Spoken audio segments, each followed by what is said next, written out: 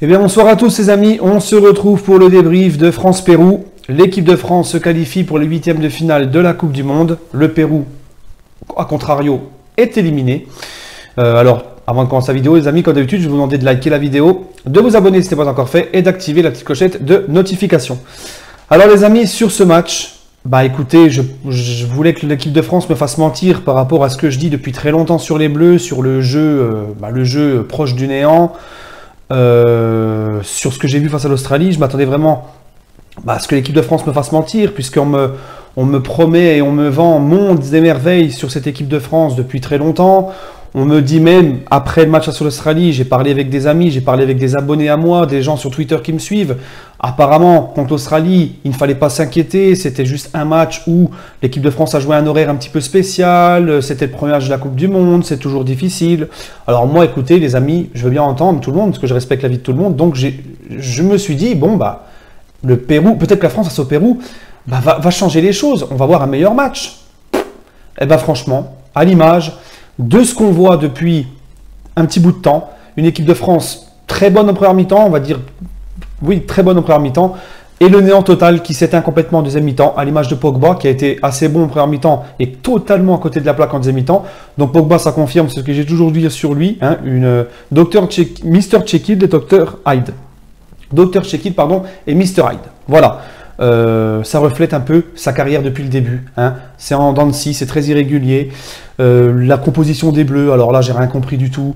Alors Deschamps, on ne sait même pas dans cette équipe de France, les amis, hein, qui est quoi, qui est le leader de cette équipe. Alors un jour, on nous dit que c'est Pogba, après on te dit que ça va être Griezmann, un autre jour, on va te dire que c'est Kanté, un autre jour, on va te dire que c'est Mbappé. On ne sait pas en fait qui est vraiment le leader de cette équipe. Qui c'est qui prend cette équipe vers le haut, qui prend le jeu à son comble et qui monte cette équipe de France plus haut. On ne le voit pas, on ne sait pas. Alors, il y a trop d'incertitudes cette équipe de France. Quand Tolisso joue, on nous dit que Tolisso est excellent. C'est vrai, Tolisso il est excellent. Avec le Bayern, il a progressé, il était très bon les dernières sorties avec les Bleus. Il est titulaire face à l'Australie. Il a été nul. Matuidi, on nous dit qu'il a fallu le sortir et laisser la chance à Tolisso. On a vu quand Matuidi est rentré face à l'Australie, il était meilleur que Tolisso. Là, c'est l'inverse. On te met Matuidi, il est vraiment à côté de la plaque. Bon, après, voilà, hein, il a joué ailier gauche. Ça non plus, alors ça, il faudra vraiment m'expliquer. C'est pas comme si Deschamps... Alors oui, Unai Emery l'a déjà fait, ça de mettre Matuidi ailier gauche. Mais là, c'est pas comme si Deschamps... Je crois qu'Emery avait fait ça, c'était parce qu'il était en manque de solution sur le côté gauche. Mais là, je suis désolé, Deschamps, il y a Lemar qui est excellent. Alors, il est un petit peu moins bon cette année avec Monaco, mais il est excellent toujours à chaque fois qu'il a joué en bleu. Pourquoi Lemar n'est pas ailier gauche? Ou à la rigueur, même Dembélé ou Fekir, tu peux le mettre ailier gauche. Ou encore pire, à la rigueur, Thauvin. Mais Matuidi, c'est pas un ailier. Il a ni la vitesse, ni la technique pour être ailier, ce mec. C'est un truc de fou. Alors, Deschamps, il a fait cette composition-là. Alors, je vais la donner la composition. Hein. Loris dans les cages, Pavard à droite, Hernandez à gauche, Umtiti, Varane en défense centrale, Kanté et Pogba au milieu de terrain, Matuidi ailier gauche, Mbappé ailier droit, Griezmann en 10, enfin en espèce de 9,5-10, hein, et Giroud devant. Eh on voit clairement qu'avec cette composition-là, en mettant Matuidi sur un côté, on a vu que Deschamps, il veut jouer encore une fois la prudence et la défense. Ça commence à bien faire. Il n'y a aucun jeu dans cette équipe de France.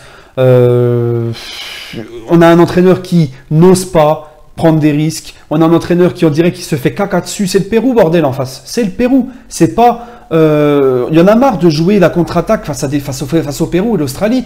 Tu as une équipe faite pour jouer, mais joue, bordel. On ne voit personne.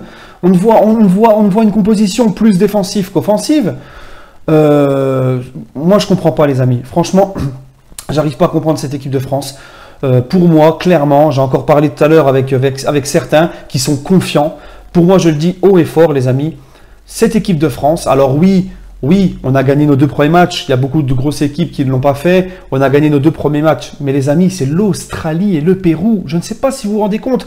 Encore heureux que la France gagne ces 2 matchs.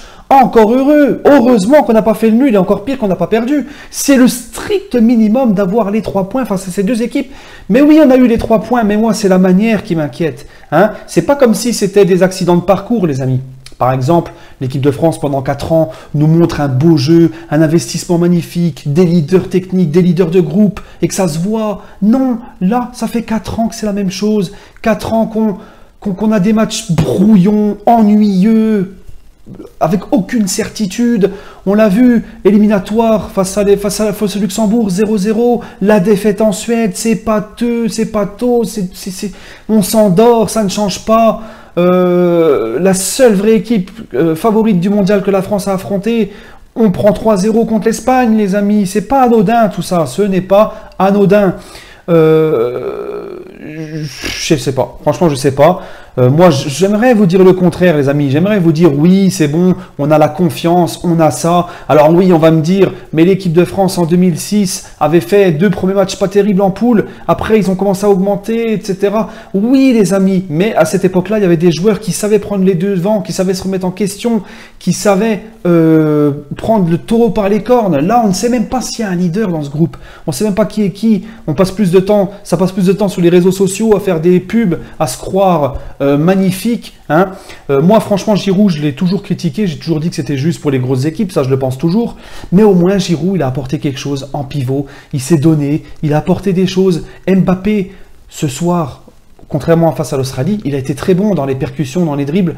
Et t'as le Deschamps qui nous le sort et qui nous fait même pas sortir Matuidi, qui a la ramasse complètement au poste d'ailier gauche.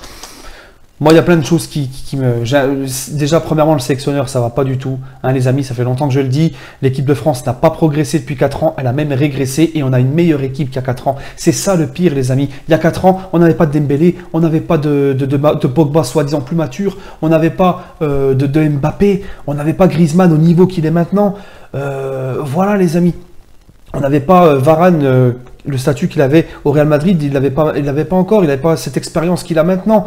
Voilà les amis, on n'avait pas N'Golo Kanté en 2014. Et ben là, moi je trouve qu'on a régressé. Parce qu'en 2014, eh ben, on avait une poule assez facile aussi, mais ça s'est terminé par des gros résultats. Je me rappelle 4-0 ou 3-0 contre la Corée du Sud, en faisant le spectacle, en faisant des belles actions, plein d'espoir. Là, rien du tout, c'est en dessous pour moi. Donc oui, j'aimerais vous dire qu'on a une chance cette Coupe du Monde, mais les amis... Non, on se voit de la face. Pour moi, on se voit de la face. Je sais, je me répète un peu de ce que j'ai vu face à l'Australie, mais c'est le même constat. Parce qu'il y a encore des gens qui y croient. Il y a encore des gens qui y croient, que l'équipe de France, c'est fabuleux, que la mayonnaise va prendre dès les 8e, que ça va être magnifique. Moi, j'ai du mal vraiment, les amis, à y croire. Bref, à fond derrière les Bleus. Hein, à fond derrière les Bleus. Parce que là, j'ai vu une équipe de France... qui ne s'est pas procuré énormément d'occasions face à l'Australie ni face au Pérou. C'est pas non plus le Brésil et l'Allemagne, les amis. C'est pas des grosses nations. On va quand même pas me faire croire que l'Australie et le Pérou sont des grosses nations. Alors on sait que le Pérou c'est solide, ça a la grinta, ça joue au ballon, mais quand même, hein, les amis. Voilà, tout simplement. Voilà. C'est tout ce que j'ai à dire, les amis. Voilà. C'est à l'image de ce qu'on voit depuis 4 ans. Voilà, les amis, il n'y a rien de plus à ajouter, rien de moins à enlever. C'est comme ça. Voilà, donc on peut toujours espérer, hein, les amis, de voir une équipe de France, bah, pourquoi pas hein, se réveiller, mais personnellement, les amis, moi, j'y crois pas. Vous connaissez tous mon point de vue là-dessus. J'aimerais me tromper parce que je suis à fond derrière les Bleus. En plus, le Maroc s'est fait éliminer, alors il me reste que les Bleus pour me consoler. Donc voilà, les amis. Sur ce, je vous souhaite une agréable soirée et on se retrouve demain. N'oubliez pas, le retour du vendredi direct. Demain, je serai en direct à 19 h sur ma chaîne YouTube. Et je serai également...